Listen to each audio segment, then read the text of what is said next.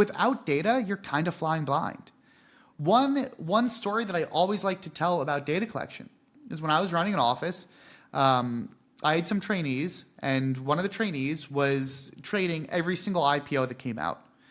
And after another shitty IPO that he lost money in, I said to him, like, hey, why the hell are you trading all these shitty IPOs? And he said, well, I've got my data. I make money in IPOs.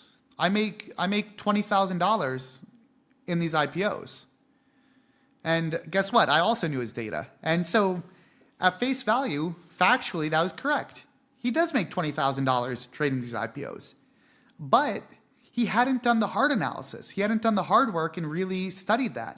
Because if he looked one level deeper, what he would recognize was he makes $50,000 in the 3 hot IPOs and then proceeds to lose $30,000 in the 7 not hot IPOs. And that one piece of knowledge, that has all the leverage. Because guess what? If you start doubling your size and increasing your size in all IPOs and you get 7 shitty IPOs in a row, all of a sudden you're a losing trader and you think you don't have edge and you're on the exact wrong path. But with the right data and the right change in the right spot, if you start cutting out the shitty IPOs, you only trade the hot IPOs and then you double your size, guess what? You just went from making 20K in IPOs, you're now making $100,000 and you've got a career. And so that data is so important. And so I study the data of my trades and my strategies, but I also study my own performance data, the ratio of positive days to negative ones, the average winning day versus losing, the profits by the setups, and the variables that impact your trading performance. You want to know a piece of data? Couple pieces of data that enormously impacted my trading, but that weren't found in any podcast I've ever listened to. The 2 most common places that I lost good chunks of money. It wasn't FOMO, it wasn't on tilt, it wasn't because of some indicator.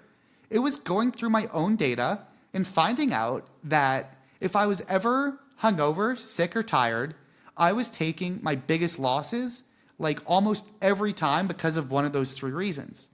Another sneaky place where I was taking big losses was the day before vacation. If there was a long weekend or if I was going on a trip, I eventually studied the data, which is not fun or enjoyable, and I learned, oh my God, so often the day before vacation, I'm letting my guard down. I'm halfway mentally checked out, and as a result, my data is awful. And those are very easy changes to fix.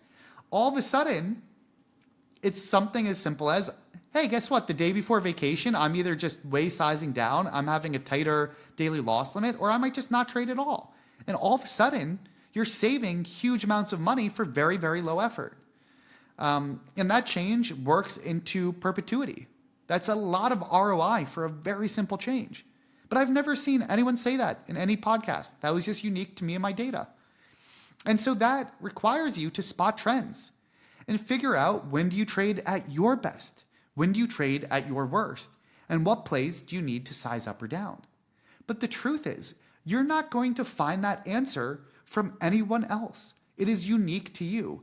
And so much of trading, at a high level, the principles are common, but in the actual application, the answers are all within yourself.